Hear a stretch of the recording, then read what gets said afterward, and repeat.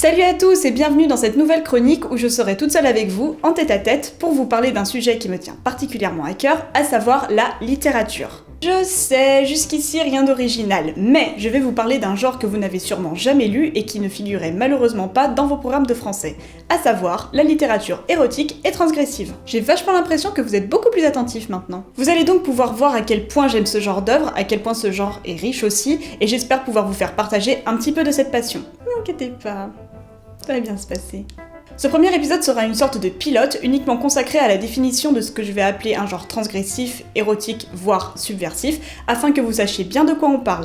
Et pour les petits malins qui vont commencer à me demander Eddie, est-ce que tu vas parler de 50 Shades of Grey?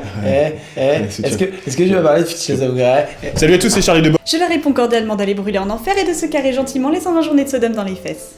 Bref, bienvenue dans Lis-moi des mots crus.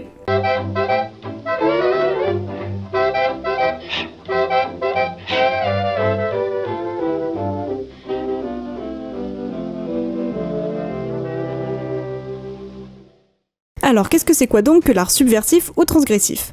Tout d'abord, le subversif est, selon la définition du dictionnaire, ce qui est de nature à renverser ou troubler l'ordre social ou politique, souvent en mettant en exergue les défauts de la société. Sachant que la subversion est également subjective car les valeurs morales, les systèmes politiques et les lois diffèrent dans chaque pays. Le street art est un bon exemple d'art subversif et le très célèbre Banksy illustre très bien ce propos à travers ses œuvres. Dans la vie réelle, si vous protestez dans la rue contre une loi ou un ordre établi, que ce soit par la manif ou les tags, j'ai le plaisir de vous annoncer que vous êtes dans la catégorie des subversifs. Et en littérature, c'est la même chose. Les écrivains qui écrivent dans ce registre ont souvent un esprit rebelle et se retournent contre une forme de pensée ou un système en place. Le tout peut prendre différentes formes, du poème jusqu'au discours, en passant par les essais ou les romans.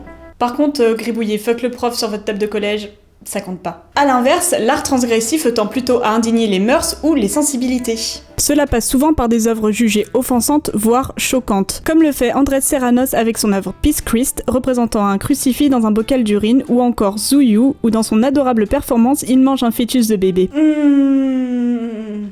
En littérature, Chuck Palahniuk ou Sade sont de très bons représentants du genre transgressif, leurs personnages étant violents, sexuellement déviants ou addicts, et également consommateurs de drogue. Là où le subversif est généralement purement politique, le transgressif s'intéresse au comportement déviant de l'humain et aux maladies mentales. Et enfin, la littérature érotique est une forme littéraire qui a pour but de susciter l'excitation ou le fantasme. Le contenu pouvant être plus ou moins explicite, l'érotisme a tout de même une part belle dans les genres littéraires, les relations amoureuses et charnelles étant des piliers narratifs depuis des siècles. On peut là aussi y ajouter une dimension subjective. En effet, ce que vous trouvez excitant peut être à l'opposé des goûts de votre voisin, et ce qui était considéré comme érotique au XVIIIe siècle peut sembler un petit peu désuet aujourd'hui. Sauf Sade. Sade, c'est l'exception à tout. Dans ces trois cas de figure, il faudra donc bien remettre les écrits dans leur contexte, afin de bien comprendre la portée qu'ont pu avoir ces œuvres et en quoi elles ont pu être jugées transgressives ou érotiques par la plupart des gens. L'épisode est fini pour aujourd'hui, j'espère que les définitions ont été assez claires et précises. Si jamais l'épisode vous a plu, n'hésitez pas à le partager, et si vous avez des recommandations de bouquins à me faire, n'hésitez pas à en faire part dans les commentaires. Bisous à tous et n'oubliez pas d'être curieux.